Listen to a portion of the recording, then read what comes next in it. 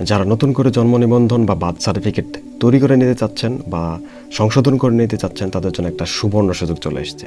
সরকার থেকে নতুন একটা নোটিশ জারি হয়েছে। সমস্ত ইউনিয়ন পরিষদ, সমস্ত পৌরসভা, সমস্ত বাংলাদেশের নাগরিকদের জন্য এখন থেকে কেউ যদি জন্ম নিবন্ধন তৈরি করে নিতে চায় নতুন করে, অথবা জন্ম নিবন্ধন সংশোধন করে নিতে চায়, তাহলে তার পিতামাতার জন্ম নিবন্ধনের প্রয়োজন নেই। কিন্তু আপনি যখন একটা বাচ্চার জন্ম নিবন্ধন নতুন করে তৈরি করে নিতে যাবেন, তখন দুটো জিনিসের প্রয়োজন পড়বে। একটা হচ্ছে জন্মের সার্টিফিকেট, আর একটা হচ্ছে টিকার কার্ড। এখন জন্মের সার্টিফিকেট হচ্ছে আপনার বাচ্চা যদি হসপিটালে ডেলিভারি হয়, তাহলে হসপিটাল থেকে একটা ডেলিভারি সার্টিফিকেট পাবেন, সেই সার্টিফিকেট হলেই হবে। আর বাচ্চাকে যে টিকাটা দেওয়া হয়, জন্মের পর যে টিকা দেওয়া হয়, সেই টিকার কার্ড হলেও হবে।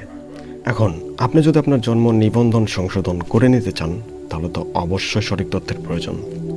দেখেন, একটা কমন ভুল। ধরুন আপনার বাবার নাম আব্দুল করিম চৌধুরী, আর আপনি দিয়ে রাখছেন করিম চৌধুরী বা করিম আকন্দ। তাহলে কীভাবে হলো? পেজকে লাগাই গেল। অবশ্যই সঠিক তথ্য দিয়ে জন্ম নিবন্ধন সংশোধন করবেন। দরকার পড়লে আপনার বাবারটাও সংশোধন করবেন, আপনারটাও সংশোধন করে নেবেন।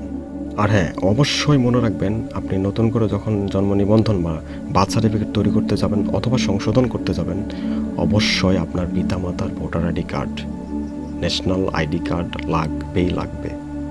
সো এটা কোনোভাবেই মিস করবেন না। জন্ম নিবন্ধন নিয়ে আমরা অনেকেই ভোগান্তির শিকার হয়েছি, অন্তত ভোগান্তিটা লাঘব হয়ে গেল। এই সুবর্ণ সুযোগ মিস করবেন না। সঠিক তথ্য দিয়ে আপনি আপনার জন্ম নিবন্ধনটা তৈরি করে নেন অথবা সংশোধন করে নেবেন।